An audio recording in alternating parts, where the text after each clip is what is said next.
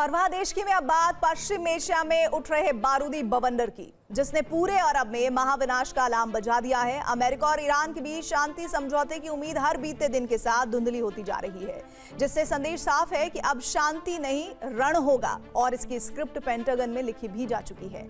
Iran पर हमले का ब्लूप्रिंट तैयार हो गया है, जिसे नाम दिया गया है ऑपरेशन स्लेजहैमर। वो ऑपरेशन जो कभी हिटलर को रोकने के लिए तैयार किया गया था, लेकिन वो किसी गुप्त पुरानी फाइल में गुम हो गया था और अब फाइलों से धूल हटाकर ट्रंप ने इसका ब्लूप्रिंट अमेरिकी सैन्य अधिकारियों को दे दिया है, जिसमें 3 चरणों में होर्मुज़ कब्जे का प्लान है।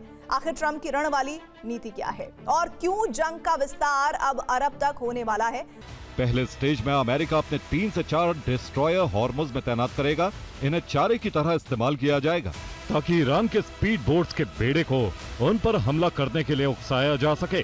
वहीं हजारों फीट ऊपर अमेरिका रडार टोही विमान और सैटेलाइट हर हरकत पर नजर रख रहे होंगे, क्योंकि दूसरे स्टेज में जैसे ही ईरान इन डिस्ट्रॉयर्स पर हमला करेगा, रडार टोही विमान और सैटेलाइट लोकेशन ट्रेस करेंगे। इसका मुख्य लॉन्च पैड केशम द्वीप, बंदर अब्बास और सिरिक आइलैंड हो सकते हैं। वहीं तीसरे और आखिरी स्टेज में अमेरिका और अरब के देश संयुक्त हमला कर देंगे और ईरान के नेवल बेस और लॉन्च पैड को तबाह कर इन द्वीपों पर कब्जा कर लेंगे ताकि होर्मुज़ से ईरान का खतरा कम किया जा सके।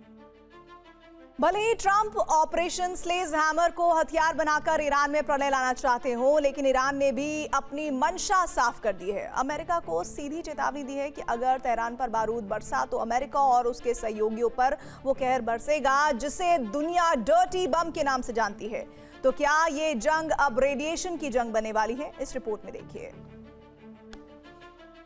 बड़ा हमला हुआ तो संवर्धित यूरेनियम का इस्तेमाल कर डर्टी बम जैसे हथियारों से घातक जवाब देंगे। पास करीब 440 किलो संवर्धित यूरेनियम है।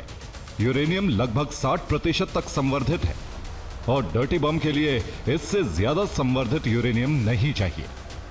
यहां तक कि रेडियो एक्टिव कचरे से भी डर्टी बम बन सकता है और ईरान में इसकी कोई कमी नहीं है। ईरानी रेवोल्यूशनरी गार्ड यानी IRGC जिस रणनीति पर काम कर रहा है उसे सैन्य भाषा में फिदाइन वॉरफेयर कहा जाता है, यानी चाहे खुद को नुकसान हो जाए लेकिन दुश्मन को तबाह कर दो। डर्टी बम का इस्तेमाल ईरान के लिए ऐसा ही होगा। तकनीकी भाषा में डर्टी बम को रेडियोलॉजिकल डिस्पर्सल डिवाइस कहा जाता है। इसमें साधारण विस्फोट के साथ रेडियोधर्मी पदार्थ मिला दिया जाता है। धमाके के बाद रेडियोधर्मी धूल हवा में फैल जाती है। सीजियम 137, कोबाल्ट 60 और यूरेनियम 238 जैसे रेडियोधर्मी पदार्थ इसमें इस्तेमाल किए जाते हैं।